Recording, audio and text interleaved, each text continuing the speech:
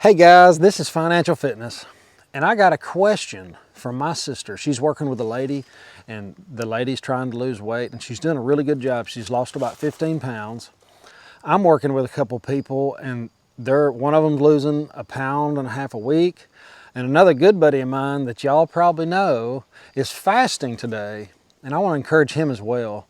That first day of fasting's hard, and the second day is probably a little bit harder than that. I've never been to the third day. I haven't quite made it to the third day of fasting. But I want to talk to you about where I get my motivation from, and it's different for everybody. And that's why it's important to take fat pictures. As funny as that sounds, that was where I got my motivation from. And during the day, when it got hard and I had cravings and I didn't want to do what I know I needed to do, I would grab my fat and I'd close my eyes and I would imagine myself with a hard stomach. And that's hard to imagine if you've never had it. So find a picture of someone that you would like to look like. Just find a vision of something you like and plant that in your mind and think about it as you already look like that. And that sounds cheesy, but that's the things that work. And as you're going along, implementing whatever diet you want, I teach, eat a ton of food, only eat 200 calories less a day, and exercise with heavy weights.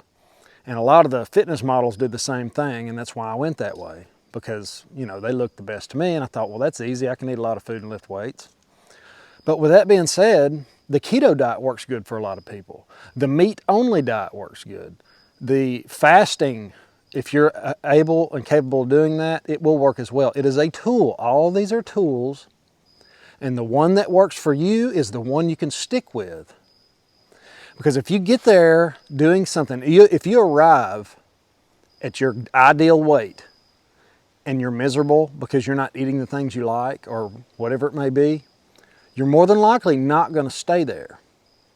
So try to find a diet that's tolerable, one that you can eat around on, that you can work with and not be miserable. That's probably the biggest tip. And today, if you're starting or you have been doing a diet and you're getting a little weak, grab your fat and think about it being gone.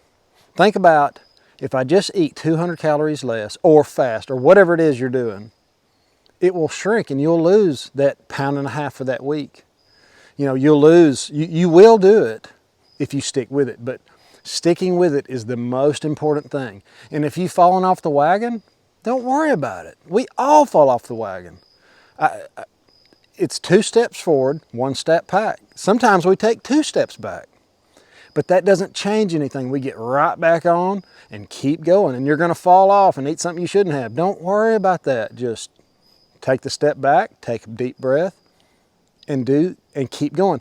Now, if I could encourage you to do one thing, there's that make your bed in the morning.